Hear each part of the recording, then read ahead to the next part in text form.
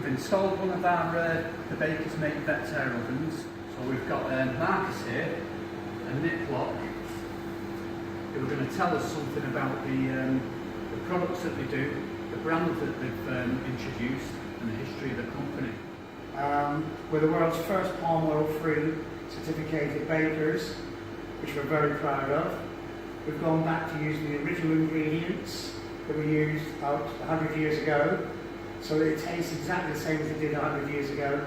And this has given us the perfect bake, the same that we would have got with a baker's oven 100 years ago, whether it be oil-fired or gas-fired, and it works perfect. Yeah, here is, we actually have a direct fired oven, so that the products of combustion from the burner come directly onto the product, and retaining that moisture in the heated air actually contributes to how mellow the bake is, or perfectly even, bakers sometimes like to say. So yeah, that's an interesting point, because I've been stood here most of the day and watching customers come in and buy the products, and you know, they've commented on how nice they look basically.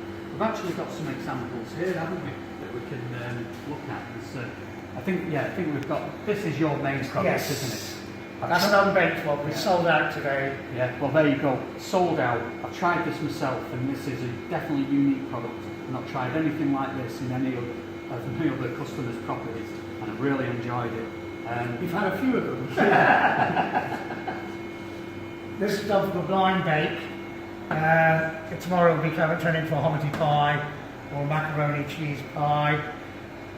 Instead of double baking it, taking the baking beads out, it's cooked in one go, which is saving time and energy. The plate pasty, a beautiful rise and rough puff.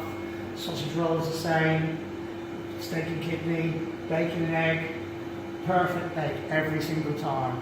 Now, can you just be a bit more specific, Nick, about the difference between the electric ovens that you had and what this oven is doing now?